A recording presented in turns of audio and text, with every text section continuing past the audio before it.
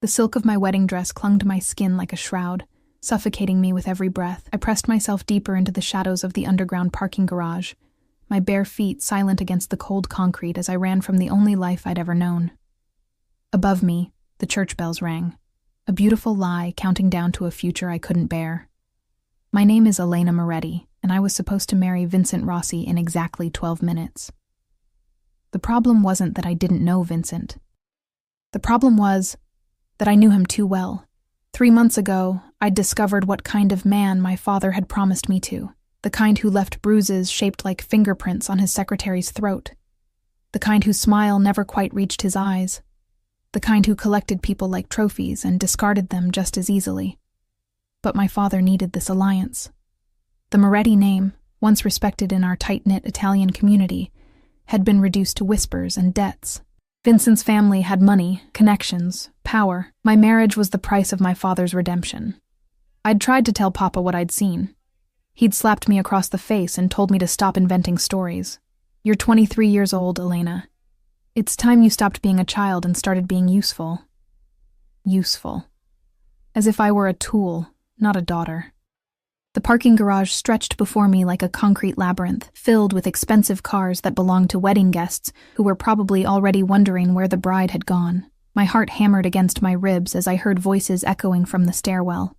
My father's security team, no doubt, hunting for their runaway prize. I needed to hide. Now. My eyes landed on a black limousine parked in the farthest corner, away from the other vehicles. It was longer than the others, sleeker, with windows so dark they looked like pools of oil. The kind of car that cost more than my father's house. The kind that screamed wealth and danger in equal measure. I didn't think. I just moved. The door was unlocked. A miracle or a curse, I wasn't sure which. I slipped inside, my wedding dress rustling like whispered warnings as I climbed into the spacious back seat. The interior smelled of leather and something else. Cedar and smoke. Expensive cologne that made my pulse quicken for reasons I didn't understand. I pulled the door shut as quietly as possible and immediately dropped to the floor, wedging myself into the space between the back seat and the front partition. The carpet was soft beneath my knees, and I curled into the smallest shape possible, tucking my dress around me. My breath came in short, panicked gasps that I tried desperately to quiet. Through the tinted windows, I could see the distorted shapes of men moving through the garage, flashlight beams cutting through the shadows. "She can't have gone far," my father's voice carried across the concrete. "Find her. Vincent's family is waiting." I bit down on my fist to keep from whimpering. The diamond engagement ring, Vincent's claim on me, dug into my palm. I wanted to rip it off, throw it away, but I didn't dare move. Minutes passed like hours. The voices grew distant, then faded entirely. I didn't dare believe I was safe. Not yet. I stayed frozen in my hiding place, every muscle screaming in protest, counting my heartbeats to keep from losing my mind. That's when I heard footsteps approaching. They were different from the frantic searching of the security team. These steps were measured, confident, accompanied by the softer tread of at least 2 other people. I held my breath as the footsteps stopped directly beside the limousine. "Sir, the perimeter is secure." A deep voice, respectful but alert. "Good." The second voice made my skin prickle. It was smooth, controlled, with an edge of darkness that promised both danger and protection. Young, not much older than me, but weighted with authority. "Any issues?" "Some commotion near the church entrance. A wedding party, seems like they lost their bride." A pause. I could feel my heartbeat in my throat, certain they could hear it through the car door. Not our concern. The dangerous voice held a note of amusement. "Let's move." The door opened. I tried to press myself even smaller, but there was nowhere to go. The overhead light flooded the interior, and I knew that my hiding place was pathetic. White silk and tulle spilled out from beneath the seat like a beacon, impossible to miss. A shoe appeared in my line of vision.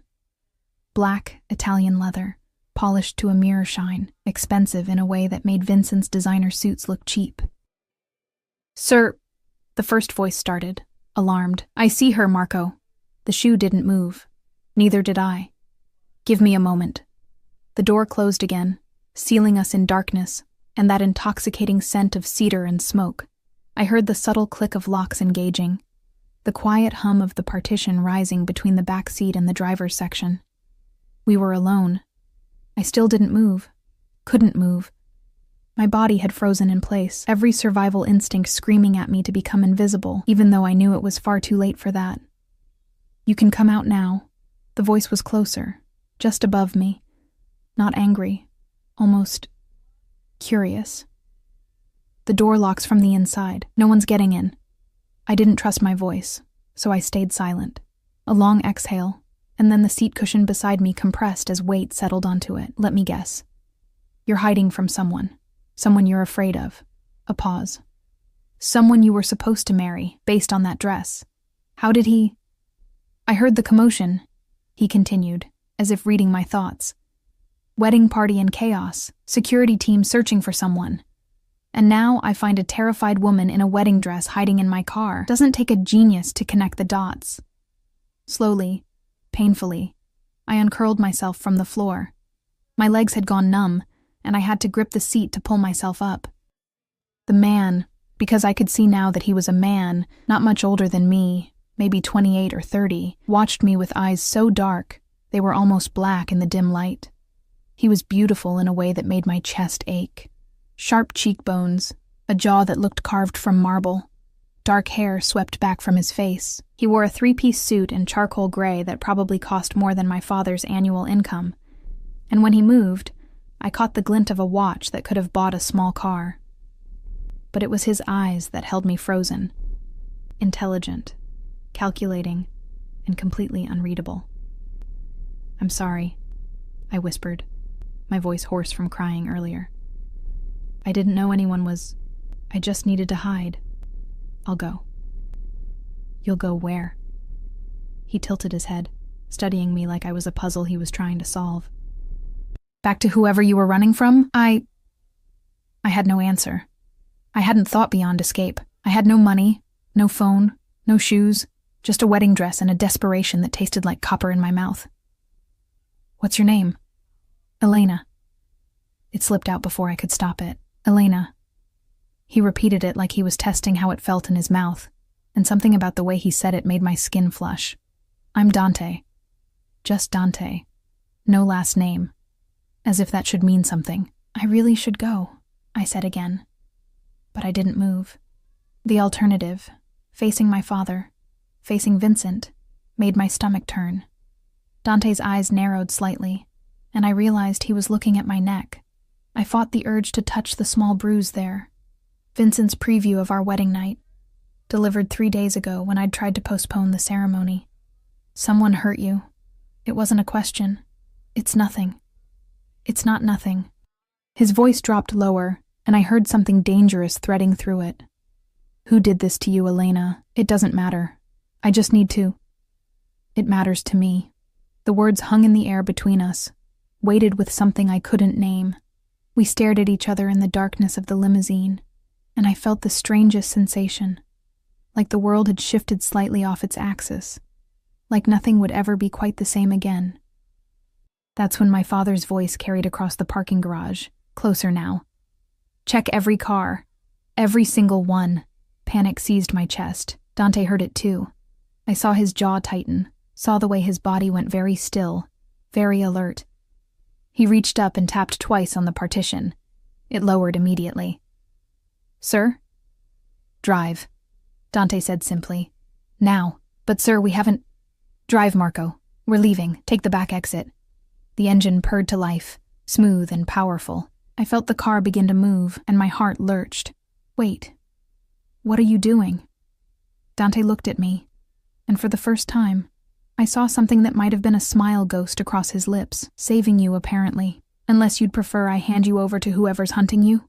The limousine picked up speed, and through the tinted windows, I saw my father's security team running toward us. Too late. We burst out of the garage into blinding sunlight, and I realized with a mixture of terror and relief that I was leaving. Actually leaving. "Where are you taking me?" My voice shook. Dante settled back against the seat, his eyes never leaving mine. "Somewhere safe. Somewhere no one will find you." He paused, and this time the smile reached his eyes. Dangerous, possessive, and utterly captivating. Somewhere that belongs to me. The limousine merged into traffic, carrying me away from everything I'd ever known, toward a future I couldn't begin to imagine. And the man sitting across from me, this stranger who'd found me at my most vulnerable, watched me like I was something precious he'd just discovered, something he had no intention of letting go. The city blurred past the tinted windows, familiar streets becoming foreign territory with each mile that separated me from the church. I should have felt relief. Instead, a different kind of panic settled into my bones, the realization that I'd traded one unknown for another, possibly more dangerous one. Dante hadn't spoken since we'd left the parking garage. He simply watched me with those impossibly dark eyes, patient as a predator, while I tried to process what I'd done, what he was doing. "I don't understand," I finally managed, my hands twisting in the silk of my dress. "Why are you helping me? You don't even know me." "I know enough." He leaned forward slightly, and the scent of cedar and smoke intensified. "I know you were desperate enough to hide in a stranger's car. I know someone put their hands on you." His gaze flickered to my neck again, and his jaw tightened. "I know that whoever was chasing you terrified you more than the risk of climbing into a vehicle that could belong to anyone. That was stupid of me," I whispered. "That was survival." He pulled out a phone, sleek, black, expensive, and typed something quickly before setting it aside. "Marco, how far are we from the estate?" "20 minutes, sir," came the response through an intercom I hadn't noticed. Estate. The word conjured images of sprawling properties behind iron gates, the kind of wealth that existed in a different stratosphere from my father's modest restaurant and debts. "I can't go to your home," I protested, even as the limousine continued carrying me farther away. "I don't know you. This is safer than wherever you'd go on your own." Dante's voice remained calm, reasonable. "Elena, look at yourself. You're wearing a wedding dress. You have no shoes, no money, no phone. Where exactly were you planning to go?" The truth of his words stung because I had no answer. I'd been so focused on escaping that I hadn't thought beyond the immediate moment. My friends, the few I had, were all connected to my family. I had no extended relatives who would risk my father's wrath by harboring me. No resources of my own. "I have a cousin in Boston," I said weakly. "I could what? Walk there?" He raised an eyebrow. "Call her with the phone you don't have? Pay for a bus ticket with money you don't possess?" Each question felt like a gentle trap closing around me. He wasn't wrong. I was completely, utterly helpless. "Why do you care?" I asked, hating how my voice cracked. "You could have just let me go, pretended you never saw me." Something shifted in Dante's expression. Not quite a smile, but not quite not one either. "Maybe I'm curious. Maybe I don't like seeing women hurt. Or maybe—" He paused, considering his words. "Maybe I recognize something in you that I understand." "What's that?" The look of someone caught in a cage they didn't build. The observation hit too close to home. I turned away, staring at my reflection in the dark window. My carefully styled hair had come loose from its pins, dark curls falling around my shoulders. My makeup was smudged from tears I didn't remember crying. I looked like exactly what I was, a girl playing dress-up in a future she couldn't afford. My phone, Vincent's engagement present, complete with tracking software I'd discovered too late, was still in the bridal suite. My purse, my identification, everything was back at the church. I'd left with nothing but the dress on my back and a desperation that tasted like ash. "The man you were supposed to marry," Dante said quietly, drawing my attention back to him. "Tell me about him." "Why?" "Because I want to know what kind of monster puts bruises on his bride before the wedding." I swallowed hard. Vincent Rossi. His family owns several businesses in the city. Restaurants, nightclubs, some real estate. He's well connected. I watched Dante's face carefully for any sign of recognition. The Rossi name carried weight in certain circles, the kind of circles that dealt in cash and favors, and things that happened in shadowy corners, but Dante's expression remained neutral, almost bored. "And your family arranged this marriage?" "My father made a deal. Vincent's money for our name, our connections in the community." I laughed bitterly. The Morettis used to mean something. Now we're just broke and desperate. "So he sold you." The bluntness of it made me flinch. "He calls it securing our future. I call it trafficking." Dante's voice had gone cold, and I saw his hand curl into a fist against his thigh before he deliberately relaxed it. "How long have you known? About the arrangement? 6 months? About what Vincent really is?" I touched the bruise on my neck without thinking. 3 months. I found him in his office with his secretary. She was crying, begging him to stop. He had his hand around her throat. The memory made bile rise in my throat. I'd backed away slowly, hoping he hadn't seen me, but Vincent had excellent peripheral vision. He'd smiled at me over the woman's shoulder, hadn't even let her go, and said, "Hello, darling. Come to visit?" I'd run. And later, when I'd tried to tell my father, he'd called me a liar and a child. "Did he threaten you?" Dante asked. Not directly, but he made sure I understood what would happen if I embarrassed him. His family. My family. I met his eyes. People like the Rossis don't take rejection well. "No," Dante agreed softly. "They don't." Something in his tone made me look at him more carefully. The expensive suit, the limousine, the way his driver had called him "Sir" with unmistakable deference. The casual authority with which he'd ordered us to leave, no questions asked. "Who are you, really?" I asked. "I told you." "Dante." "That's not an answer." He smiled then, a real smile that transformed his face from merely handsome to devastating. "It's the only answer you're getting today, Elena. For now, let's just say I'm someone who can keep you safe. Safe from Vincent, safe from anyone who would hurt you." The certainty in his voice should have frightened me. Instead, it settled something restless in my chest. This stranger, this man I'd known for less than an hour, spoke with the kind of conviction that made me want to believe him.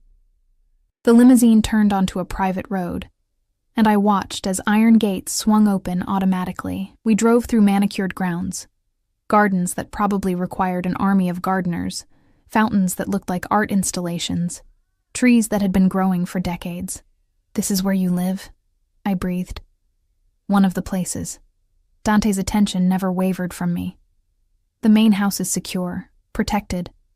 No one gets in without my permission." The house appeared through the trees, a sprawling estate that made my father's home look like a cottage.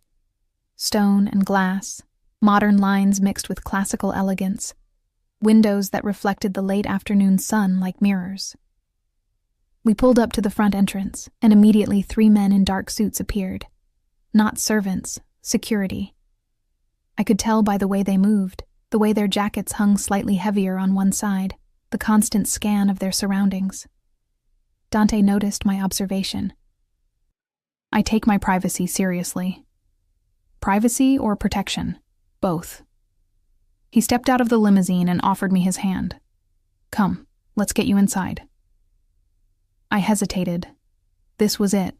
The moment where I either trusted this stranger or demanded he take me back to my father, back to Vincent, back to a future that would destroy me piece by piece. Dante waited patiently, his hand extended, his expression giving nothing away. I took his hand.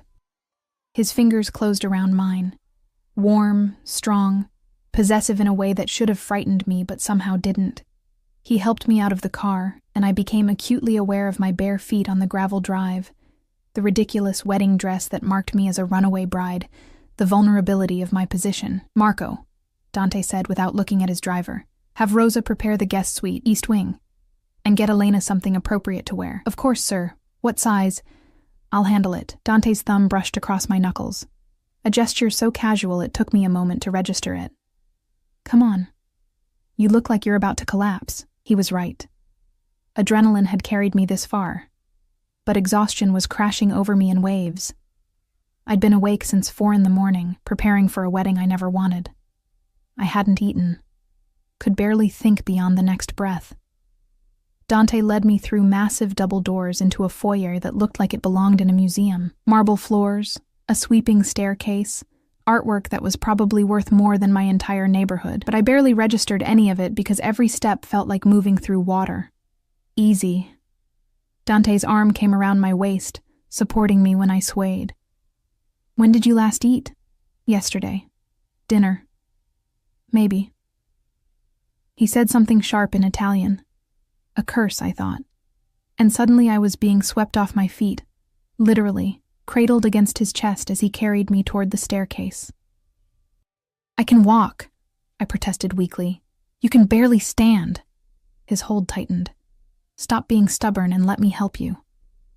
Something about being carried by this stranger, this man who smelled like cedar and danger, made my eyes burn with tears I'd been holding back for hours. I pressed my face against his shoulder and let myself break, just a little, while he carried me up the stairs and down a hallway that seemed to stretch forever. He pushed open a door with his shoulder, and I glimpsed a bedroom that was larger than my entire apartment. Cream walls, soft lighting, a bed that looked like a cloud. Dante set me down gently on the edge of the mattress. "Stay here. I'll be right back." He disappeared through a doorway, and I heard water running. When he returned, he was carrying a glass and several small towels. "Drink this." He handed me the water. "All of it." I obeyed, suddenly realizing how parched I was. The water was cold and perfect, and I drained the glass in seconds.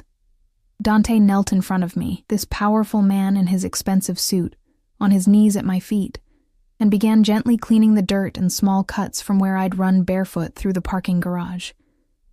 "You don't have to do this," I whispered. "I know." His touch was surprisingly gentle, careful not to hurt me. "But someone should take care of you, Elena. Someone should have been taking care of you all along." The tenderness in his voice, in his touch, broke something inside me. Tears spilled down my cheeks, and I couldn't stop them. Dante set aside the towel and rose, sitting beside me on the bed. He didn't tell me to stop crying, didn't offer empty platitudes. He simply pulled me against his chest and held me while I fell apart, one hand stroking my hair, the other wrapped firmly around my waist. "You're safe now," he murmured against my temple. "I promise you, Elena, you're safe." And God help me, I believed him. I woke to unfamiliar shadows and the scent of lavender on expensive sheets. For a disorienting moment, I couldn't remember where I was. Then it all came rushing back. The wedding. The escape. Dante. The room was dark except for a sliver of light coming from beneath what I assumed was a bathroom door. I sat up slowly, my body aching from tension and exhaustion, and realized someone had removed my wedding dress while I slept. I now wore an oversized silk shirt, charcoal gray, smelling faintly of cedar, that fell to my knees. Panic fluttered in my chest until I noticed the dress draped carefully over a chair by the window, and a small note on the nightstand written in decisive handwriting. "Rosa helped you change. You were unconscious. Sleep as long as you need." The consideration in that simple note made my throat tight. I checked the antique clock on the mantel. Nearly 9 in the evening. I'd slept for over 4 hours. My stomach growled, reminding me I hadn't eaten since yesterday. I slipped out of bed, my bare feet sinking into carpet so plush it felt like walking on clouds, and padded to the door. My hand hesitated on the handle. What was I doing? Where did I think I was going? But hunger and curiosity won out.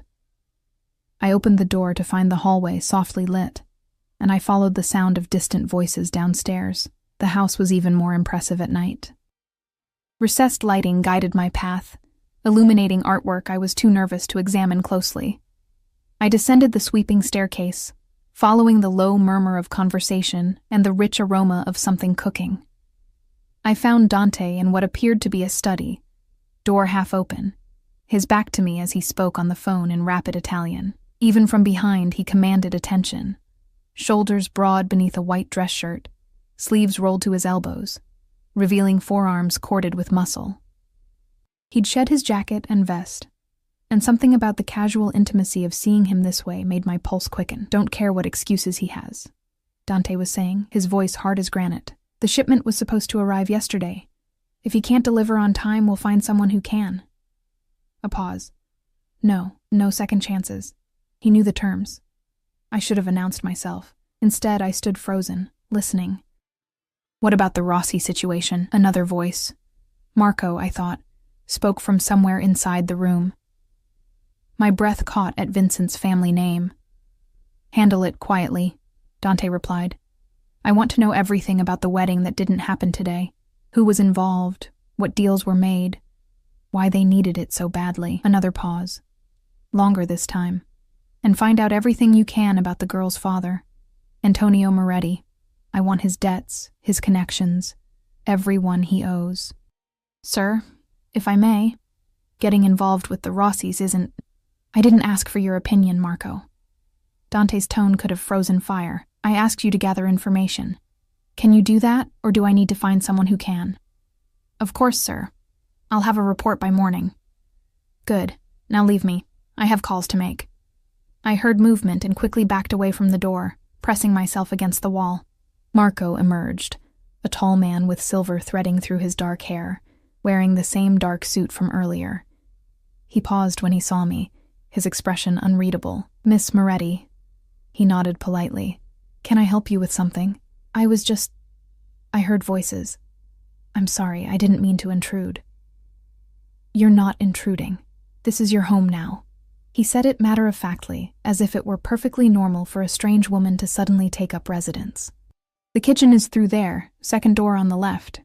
Rosa left dinner warming for you. He walked away before I could process his words. You're home now. What did that mean? Are you going to stand in the hallway all night? Or are you going to come in? Dante's voice from inside the study made me jump. I edged to the doorway to find him standing by a massive desk, pouring amber liquid into 2 crystal glasses. He'd turned to face me, and the lighting cast shadows across his features that made him look both younger and more dangerous. I didn't mean to eavesdrop, I said quickly. Didn't you? A hint of amusement touched his lips. Come here, Elena. It wasn't quite a command, but something in his tone made my feet move before my brain caught up.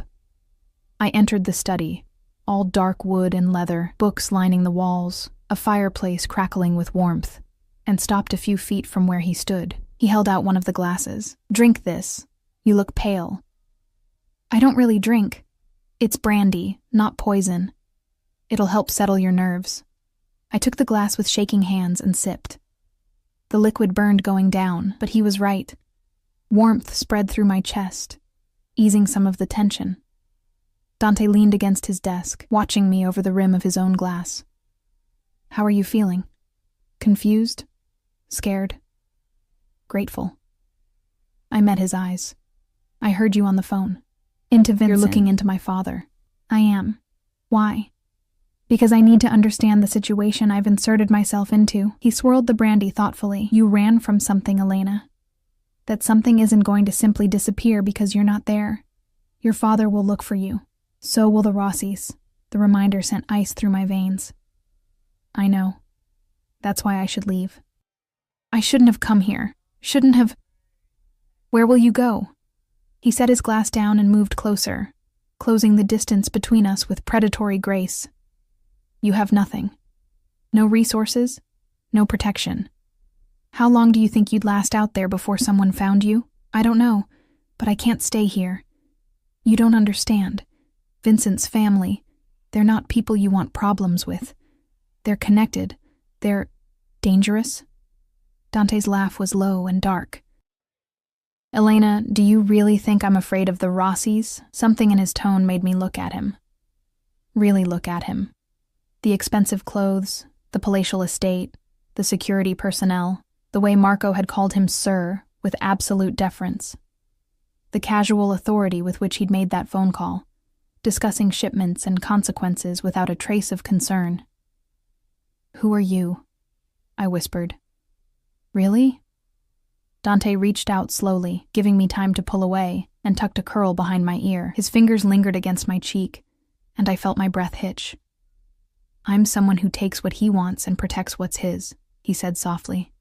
And right now, Elena Moretti, I want you safe, which means you stay here, under my protection, until I decide it's safe for you to leave. You can't just decide that. I'm not... I'm not yours to protect. His thumb traced my jawline, tilting my face up to meet his gaze. Aren't you? You climbed into my car. You let me bring you to my home. You're wearing my shirt. His eyes dropped to where the silk hung on my frame, and something heated flickered in their depths. You fell asleep in my bed, the guest bed, I corrected weakly. In my house, under my roof. That makes you mine to protect. The possessiveness in his voice should have terrified me. Instead, it ignited something low in my belly, a response I didn't want to examine too closely. I don't even know your last name, I protested. Dante Caruso. He said it like it should mean something, like I should recognize it. I didn't. But the way he watched me suggested he expected a reaction. Should that mean something to me? A smile played at his lips, part amusement, part something darker. Probably better that it doesn't. It means you're more innocent than I thought. His hand fell away from my face, but he didn't step back. The Caruso family has been in this city for 3 generations. We handle certain interests that operate outside conventional business. Understanding dawned slowly. The security, the casual mention of shipments and consequences, the way he'd spoken about handling the Rossi situation. I couldn't say it. Couldn't form the words. Careful, Dante warned softly. Some things are safer left unspoken, even in private. But I understood. God help me. I understood exactly what he was telling me. I'd run from one dangerous man straight into the arms of another, possibly even more dangerous. You should be running, he said, reading my thoughts. You should be terrified. So why aren't you? I am terrified, I admitted. But not of you. Not the same way I was terrified of Vincent. Why not? Because Vincent's violence was casual, recreational. Because he enjoyed causing pain, but Dante, everything about Dante suggested controlled danger, violence with purpose. He'd held me while I cried, cleaned my feet, made sure I was comfortable before I slept. Because you've had 100 chances to hurt me, I finally said, and instead, you've been kind. Something shifted in Dante's expression. Surprise, maybe, or something else entirely. Kindness is a weakness in my world, Elena. Then maybe I bring out your weaknesses. The words hung between us, charged with meaning I hadn't intended. Dante's eyes darkened, and he took a step closer, close enough that I could feel the heat radiating from his body. Be very careful, Piccola, he murmured. I'm not a good man. I've done things that would make you run screaming. The only reason I'm being restrained right now is because you've been through enough today. Restrained from what? His hand came up to cup the back of my neck, and I felt my pulse jump beneath his fingers. From doing what I've wanted to do since I found you hiding in my car. From claiming what walked into my life and asked to be saved. My mouth went dry. I didn't ask. You got into my car. You let me bring you here. You stayed. His thumb traced the line of my throat. Those were all choices, Elena. And now I'm making one too. You're under my protection. That means no one touches you without answering to me. No one takes you without going through me. You understand? I should have said no. Should have pushed him away, demanded he take me somewhere, anywhere else. But instead, I found myself nodding, mesmerized by the intensity in his eyes. Say it, he demanded softly. Say you understand. I understand. Good girl. The approval in his voice sent heat spiraling through me. He released me suddenly, stepping back, and I almost swayed from the loss of contact. Now go eat. Rosa left dinner in the kitchen. You need to keep your strength up. What about you? I have work to do. Calls to make. Problems to solve. He returned to his desk, already reaching for his phone. Marco will show you around tomorrow. Consider this house your sanctuary, but don't leave the grounds without security. And Elena? I paused at the door. Yes? Thank you. For what? His smile was slow, dangerous, and utterly captivating. For trusting me with something precious. I don't take that lightly. I fled before I could do something stupid, like ask him exactly what he meant by that. My heart hammered as I found the kitchen, a massive space of marble and stainless steel where a covered plate waited on the counter. Chicken. roasted vegetables, bread that smelled like heaven. I ate mechanically, my mind replaying everything Dante had said. The possessiveness, the promises, the casual way he'd claimed me as his to protect.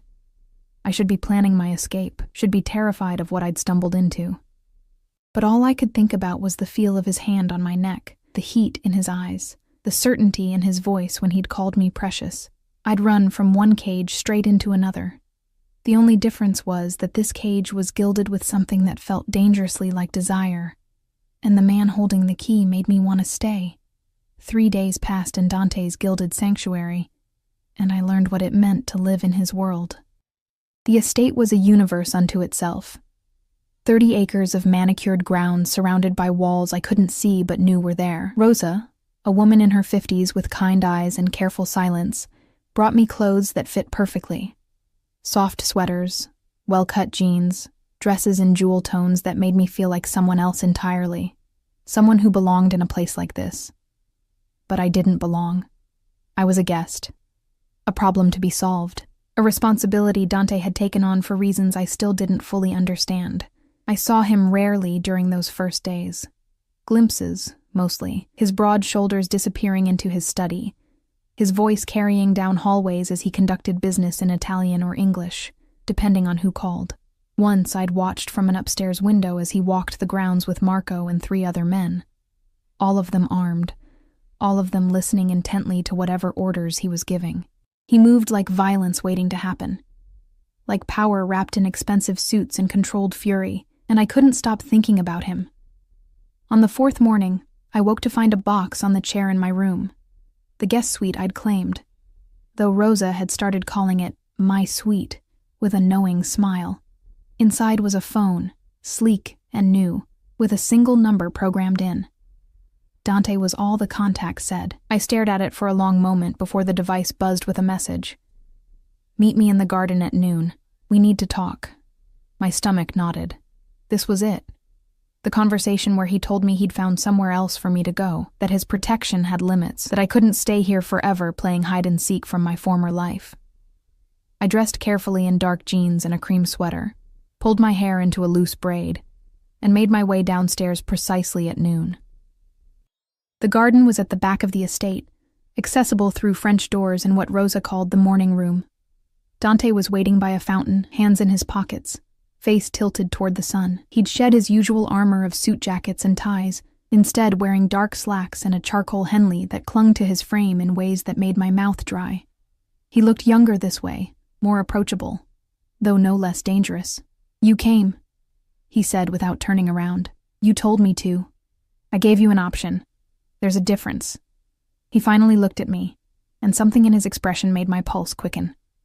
"How are you settling in?" "Fine. Rosa's been very kind. The room is beautiful. I twisted my hands together. "I'm grateful for everything you've done. But we both know I can't stay here forever." "Can't you?" He moved closer, and I fought the urge to step back. "What's waiting for you out there, Elena? Your father who sold you? A fiancé who marked you as his property?" The bruise on my neck had faded to yellow-green, but Dante's eyes found it unerringly. "I'll figure something out. I always do. You shouldn't have to figure something out. You should be safe, taken care of." He reached out, trailing a finger down my arm. "Protected. Is that what this is? Protection?" I managed to keep my voice steady, despite the electricity his touch sent through me. "Or something else?" Dante's smile was slow, predatory. "What do you think it is?" I swallowed hard. "I think you're a man who's used to getting what he wants, and I think I walked into your life at exactly the wrong moment." "Wrong?" His hand closed around my wrist, thumb finding my racing pulse. "Or exactly right?" Before I could answer, Marco appeared at the garden entrance, his expression tight. "Sir, we have a situation." Dante's entire demeanor shifted, from the man who'd been flirting with me to someone cold and lethal in the space of a heartbeat. "What kind of situation?" Antonio Moretti is at the front gate, with Vincent Rossi and 6 of his men, the world tilted. My father. Vincent. Here. How did they... I couldn't finish the sentence. Terror closed my throat. Dante's hand tightened on my wrist. Not painfully, but firmly, anchoring me. Get her inside. 3rd floor, east wing, the secure room. Don't let her leave until I come for her. No, I heard myself say. I should go. This is my fault. I shouldn't have come here, shouldn't have. Elena. Dante turned to me, and the intensity in his eyes stopped my spiraling panic. Listen to me very carefully. You are under my protection. That means I handle this. Not you. Me. Understand? But Vincent Rossi is nothing. The contempt in his voice was absolute. He's a small man playing at power. And your father. Something dangerous flickered across his face. Your father made his choice when he sold you.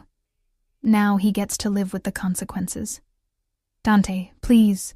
He cupped my face in both hands, forcing me to meet his gaze. Trust me. Can you do that? I wanted to say no. Wanted to run. To face this myself. To not drag him deeper into the mess I'd created. But the steadiness in his eyes, the absolute certainty in his touch, made me nod. Good girl. He pressed a kiss to my forehead, brief, possessive, burning. Marco, take her. Now. Marco's hand was gentle but immovable on my arm, guiding me back toward the house. I looked over my shoulder to see Dante straightening his shoulders, his entire bearing shifting into something that made him look taller, more commanding, utterly untouchable. Then Rosa was there, shepherding me upstairs, down a hallway I hadn't explored, into a room that looked like a comfortable sitting area, but had reinforced doors and no windows. You're safe here, mija, Rosa said softly, pressing a glass of water into my shaking hands. Senor Caruso won't let anything happen to you. You don't understand. Vincent's family, I understand perfectly. Rosa's smile was sad and knowing. I've worked for the Caruso family for 20 years. Trust me when I say there is no one in this city who frightens Dante Caruso. Not the Rossis, not anyone. She left me alone with those words and my racing thoughts. I paced the room like a caged animal, imagining every terrible scenario. My father's fury, Vincent's calculated cruelty. Dante caught in the middle of a war he hadn't asked for. 20 minutes felt like 20 hours before the door opened. Dante stood there, not a hair out of place, no signs of violence or confrontation. But something in his eyes had gone cold and hard, the look of a man who'd just done something unpleasant but necessary. Are you... I rushed toward him. What happened? Did they... They're gone. He caught me as I reached him, hands settling on my waist, and they won't be coming back. How can you be sure? Because I made them understand that you're under my protection, and anyone who touches what's mine answers to me personally. His jaw tightened. Your father tried to negotiate, offered me money to return you. When that didn't work, he tried threats. Horror washed over me. Dante, I'm so sorry. I never meant for... Stop. His grip tightened. You have nothing to apologize for. Your father should be apologizing to you. And Vincent Rossi. Something dark and satisfied crossed his face. Vincent Rossi now understands exactly what happens to men who put their hands on women under Caruso protection. What did you do? What needed to be done? He studied my face, reading the fear there.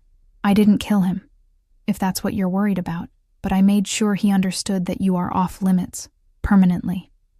He won't accept that. Vincent doesn't take no for an answer. He'll take it from me. Dante's voice was absolute. The Rossis may think they run things in their corner of the city, but they know better than to challenge my family. Not over this. Not over you. Why? The question burst out of me. Why are you doing this? You don't know me. You don't owe me anything. Why risk conflict with them over a stranger? Dante was quiet for a long moment, his dark eyes searching mine. Then he said, very softly, You stopped being a stranger the moment I found you hiding in my car, Elena. The moment I saw the terror in your eyes and knew I couldn't just walk away. That's not a reason. That's not... You want a reason? He pulled me closer, until I could feel the heat of his body, smell the cedar and smoke scent that I'd started to associate with safety. Fine. Here's your reason. I watched my mother spend 20 years in a marriage that destroyed her piece by piece, watched my father parade his mistresses through our home while she smiled and pretended everything was fine, watched her fade until there was nothing left but a ghost in expensive clothes. His hands came up to frame my face, and I saw something raw and honest in his expression. She died when I was 19, and I swore I would never stand by and watch another woman be sacrificed for some man's pride or profit. I would never let another woman suffer because the men in her life failed to protect her. His thumb brushed across my cheek. So when I found you, terrified and running, marked by a man who thought he owned you, there was no question. There was never a question. Tears burned my eyes. I don't know what to say. Don't say anything. He leaned down, resting his forehead against mine. Just stay. Stay here, where you're safe. Let me keep you safe. For how long? As long as you need, as long as you want. His breath ghosted across my lips. Forever, if that's what it takes. The word hung between us, forever, weighted with promise and possession in equal measure.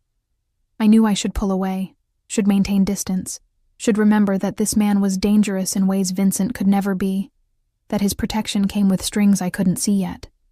But instead, I found myself asking, "And what do you want?" Dante's eyes darkened. "You already know what I want, Piccola. I've wanted it since the moment I found you. The question is, what do you want?" My heart hammered. I want to not be afraid anymore. Done. I want to not feel like someone's property. You're not property. You're... He seemed to struggle with the word. You're precious.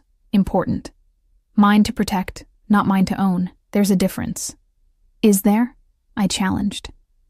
Because the way you talk about me, the way you look at me, it feels like ownership. Maybe it is. He didn't try to deny it. Maybe I am possessive. Maybe I do want to wrap you up and hide you from the world. But here's the difference, Elena. You can leave. Anytime. I won't stop you. I'll give you money, resources, a new identity if that's what you need. Just say the word. But... His smile was slow and dark.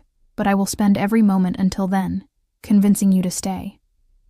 Before I could respond, his mouth claimed mine. The kiss was nothing like I expected. Not gentle or exploratory, but claiming, possessive, all-consuming. His hands slid into my hair, tilting my head back as he deepened the kiss, and I felt my entire body ignite. This was what I'd been circling around, denying, trying not to want, this dangerous man, and the way he made me feel safe and terrified and alive all at once. I gripped his shoulders, felt the muscle beneath the soft fabric, and kissed him back with all the fear and relief and desperate need that had been building for days. He made a sound low in his throat, approval and hunger, and pulled me closer until there was no space between us. When he finally pulled back, we were both breathing hard. His eyes were nearly black, his control visibly fraying. "That," he said roughly, "is why you should be running from me, because I want things I have no right to want. Because I look at you and think mine in ways that should frighten you." "Then why don't they?" I whispered. "Why do I feel safer with you than I ever did before? Because you know I'd burn the world down before I let anyone hurt you." He traced my swollen lips with his thumb. "Because you recognize that my darkness is different from theirs. My violence has purpose. My protection is absolute." "And what happens when you decide I'm not worth protecting anymore?" His laugh was low and dangerous. "That's not going to happen, Elena. You don't understand yet, do you? You walked into my life at exactly the right moment. You gave me something to protect. Something precious. Something that makes me feel human instead of..." He stopped, jaw tightening. "Instead of the monster my world tries to make me. You're not a monster. You don't know what I've done, what I'm capable of. Maybe not." I touched his face, feeling the tension in his jaw. "But I know what you've done for me. I know how you've treated me. That's not a monster, Dante. That's a man trying to do the right thing." Something in his expression cracked, just for a moment, before his usual control slid back into place. "Stay," he said again, softer this time. "Stay with me. Let me keep you safe. Let me..." He stopped, seemed to reconsider. "Let me show you what it's like to be protected instead of owned." to be wanted instead of sold, to be cherished instead of used. And God help me, I wanted that. Wanted it with a ferocity that should have terrified me. "Okay," I whispered. "Okay, I'll stay." The smile that spread across Dante's face was pure triumph and something deeper, something that looked almost like relief. He kissed me again, slower this time, thorough and claiming, sealing whatever bargain we'd just made. When he pulled away, his eyes held a promise that made my pulse race. "You're mine now, Piccola, and I take care of what's mine." 2 months transformed everything. Winter settled over the estate like a blanket of diamonds, frost painting the windows in intricate patterns that caught the morning light. I'd stopped thinking of the guest suite as temporary and started calling it mine, though more often than not, I woke in Dante's bed, wrapped in sheets that smelled like cedar, and the man who'd claimed my heart piece by dangerous piece. He'd been true to his word. I wasn't a prisoner, wasn't owned. But I was his in ways that went deeper than possession. I was protected, cherished, pursued with a single-minded intensity that left me breathless. Dante courted me like a man conducting a siege. Flowers appeared in my room, not roses, but wildflowers he somehow knew I preferred. Books materialized on my nightstand, titles I'd mentioned wanting to read. He taught me Italian over breakfast, laughing when I butchered the pronunciation, his hand always finding mine across the table. He took me into the city with security, shadowing us discreetly, showing me museums and restaurants, treating me like I was precious instead of a problem to be managed, and at night, he held me like I might disappear if he let go. We hadn't crossed that final line. Not yet. Dante insisted on giving me time, space to heal from everything I'd been through. But the tension built between us like a storm waiting to break, every touch and kiss stoking flames that threatened to consume us both. I learned his world in fragments. The phone calls he took at odd hours, always in Italian, his voice hard with authority. The meetings in his study with men who looked at him with respect and fear, the way Marco reported to him about shipments and territories and problems handled. I understood what he was without him saying it explicitly, and strangely, it didn't frighten me. His darkness had purpose, his violence was controlled, directed, never casual or cruel. He was nothing like Vincent. The thought of my former fiancé sent a chill through me even now, standing in Dante's study on a gray December afternoon, watching snow begin to fall. Vincent had tried twice more to reach me. Calls to the new phone Dante had given me, messages that started as apologies and devolved into threats. Dante had handled it quietly, and the calls stopped. My father hadn't contacted me at all. The silence hurt more than I wanted to admit. "You're thinking too loud." Mo, I turned to find Dante leaning against the doorframe, watching me with those dark eyes that saw too much. He'd been out all morning, business he wouldn't discuss, and still wore his coat, snowflakes melting in his dark hair. "Just watching the snow," I said. "Liar." He crossed to me, pulling me into his arms with the casual possessiveness that had become familiar. "What's wrong, Piccola?" I pressed my face against his chest, breathing in his scent. "Nothing. Everything. I don't know." "That's not an answer. It's the only one I have." I pulled back to look at him. "Dante, what are we doing? What is this?" His jaw tightened. "What do you want it to be?" I struggled for words. "I want to know if this is real, if I'm really safe here, or if I'm just hiding from one cage in another, prettier one." Something flickered in his eyes. Hurt, maybe, or frustration. "Have I made you feel caged?" "No. Never." But I touched his face, felt the tension there. I can't hide here forever. Eventually, I need to figure out what comes next. Who I am outside of being Elena Moretti, the runaway bride, outside of being under your protection. And what if I want you under my protection permanently? My breath caught. "What are you saying?" Dante was quiet for a long moment, his hand coming up to cup my cheek. "I'm saying that somewhere between finding you in my car and watching you sleep in my bed, you became essential. I'm saying that I wake up thinking about you and go to sleep wanting you. I'm saying that the thought of you leaving makes me want to lock every door and burn every bridge until you have no choice but to stay. That's obsessive. Possessive. I know. His thumb brushed across my lips. But I've never pretended to be a good man, Elena. I've only ever promised to keep you safe. To treat you better than anyone else ever has. To give you choices instead of demands. He paused, and I saw a vulnerability flash across his face, rare and precious.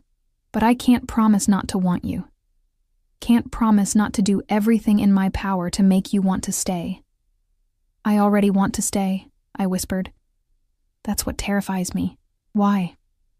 Because what happens when this ends? When you get tired of playing protector? When someone prettier, less complicated walks into your life? Dante's laugh was low and incredulous. You think any of this has been a game? He pulled me closer, until I could feel his heart racing against mine. Elena, I have spent my entire adult life maintaining control, building walls, keeping distance between myself and anything that could be used against me.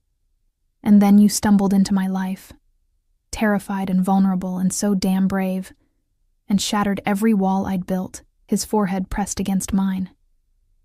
You think I don't know how insane this is? I found you 4 months ago. 4 months. I should be maintaining distance, treating this like a temporary arrangement. Instead, I'm planning how to keep you here permanently, thinking about what you'd look like waking up in my bed every morning for the rest of my life. Imagining... He stopped, jaw clenching. Imagining what? Everything. A future. Something permanent. His hands framed my face. I'm imagining you as mine in every way that matters.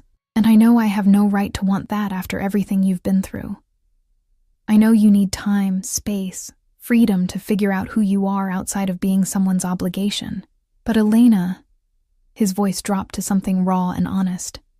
I need you to know that when you're ready, if you're ever ready, I'm here, waiting. Wanting you in ways that go deeper than protection or possession. Tears burned my eyes. You're talking about everything, he confirmed. I'm talking about you staying not because you're afraid of what's out there, but because you want to be here, with me. I'm talking about building something real, something that's ours. Dante, I struggled to find words. I was supposed to marry someone else 4 months ago. I ran from that. How do you know I won't run from this?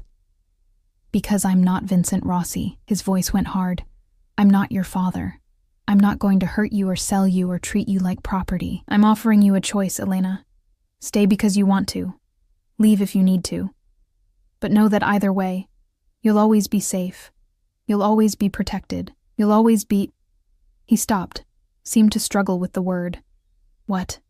I pressed. I'll always be what? Mine, he finally said. Even if you leave, even if you decide this isn't what you want, you'll always be the woman who broke through my walls, the one who made me feel human again, the one He stopped again, and I saw something vulnerable flash across his face. Say it, I whispered. Please. The one I love. The words came out rough, like they'd been torn from somewhere deep. I love you, Elena Moretti. Completely. Obsessively. In ways that probably aren't healthy or sane. But it's real. And it's yours, whether you want it or not. The world seemed to stop. Snow fell outside the windows in silent witness, and I stared at this dangerous, complicated man who'd just given me his heart wrapped in honesty and vulnerability. I love you too, I heard myself say.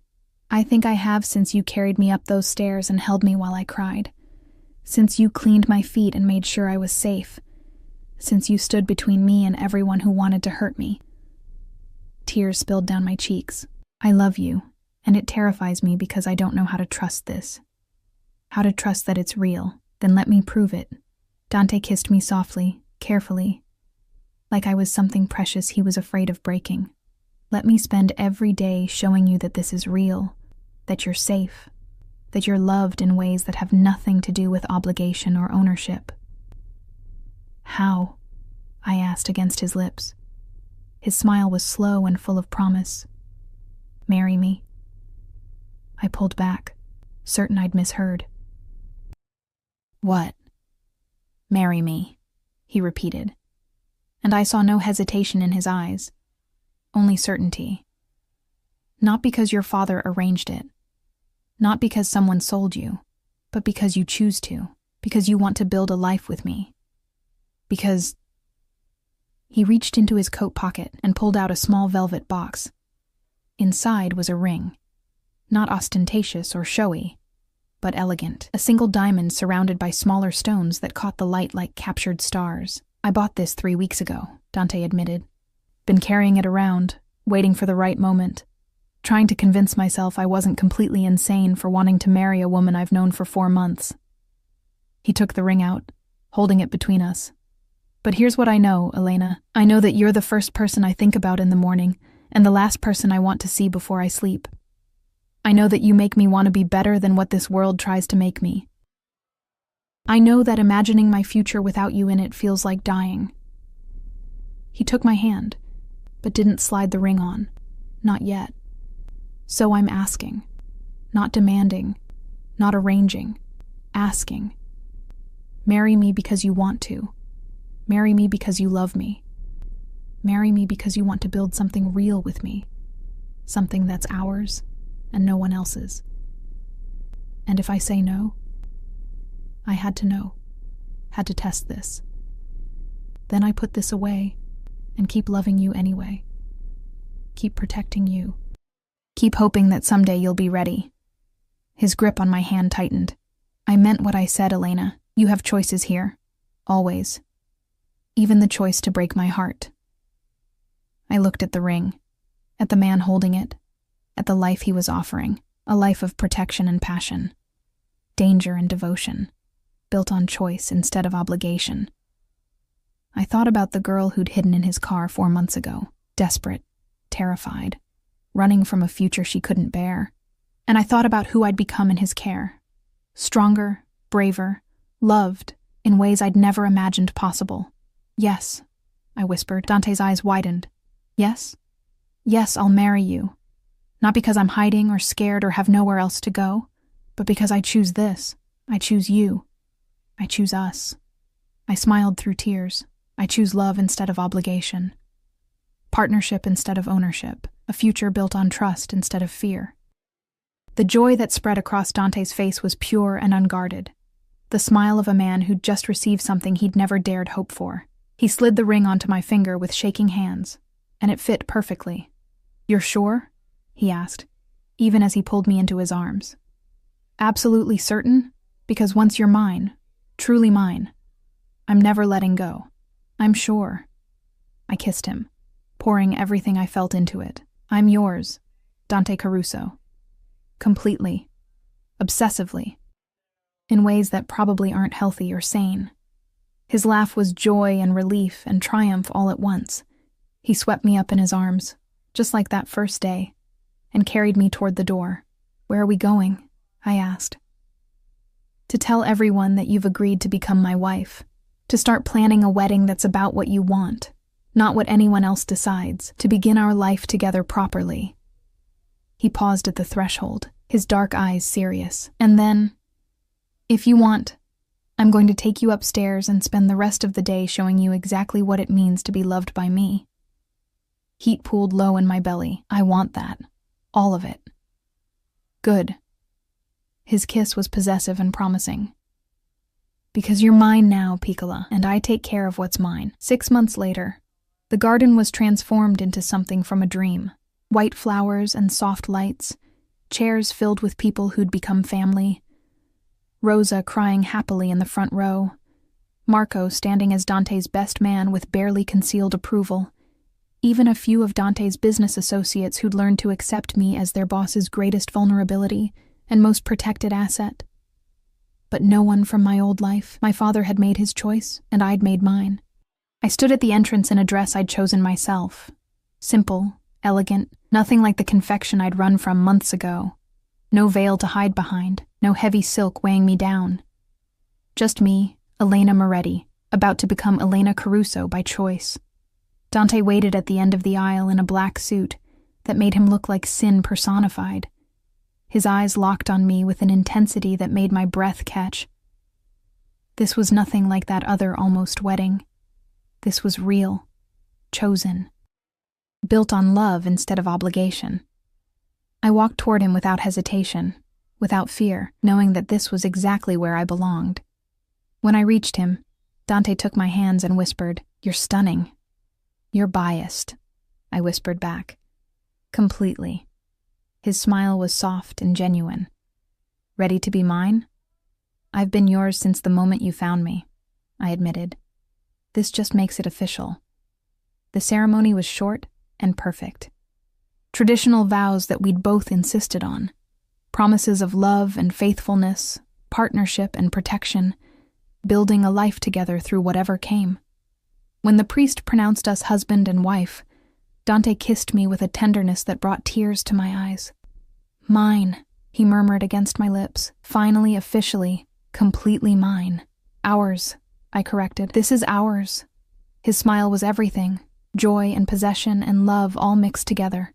"Ours," he agreed, "forever." Later, after the reception and the toasts and the dancing, Dante carried me over the threshold of the master suite that had become ours, setting me down carefully and turning to lock the door. "Are you happy?" he asked, pulling me into his arms. "Happier than I ever thought possible," I admitted. "I ran from a wedding 4 months ago and somehow ended up here. With you, building a life I actually want." "No regrets?" "Not a single one." I touched his face. This man who'd saved me in every way that mattered. "You kept your promise. You showed me what it means to be protected instead of owned, loved instead of used, chosen instead of sold, and I'll keep showing you every day for the rest of our lives." He kissed me softly. "You're my wife now, Elena. My partner. My equal. My everything. And you're my home," I whispered back. "The man who found me when I was lost and gave me a reason to stop running." Outside, snow began to fall again, painting the world in white. Inside, wrapped in Dante's arms, I finally understood what it meant to be safe, to be loved, to be free. I'd hidden in a stranger's car to escape a wedding, and somehow found my way to forever. Not the prison my father had tried to sell me into, but a partnership built on choice and trust and love that went deeper than possession. Dante Caruso had kept every promise. And now, as his wife, I got to spend the rest of my life watching him keep proving that some cages aren't prisons at all. They're sanctuaries built by love, protected by devotion, and freely chosen by hearts that recognize home when they find it. "I love you," I told him. "I love you more," he replied, and sealed the promise with a kiss that tasted like snow and cedar, and the beginning of everything we'd build together. Our forever started in the back of a limousine with a terrified girl and a dangerous man, but it would continue here, in this life we'd chosen, built on something infinitely more precious than obligation. It was built on love, real, chosen, unbreakable love, and that made all the difference.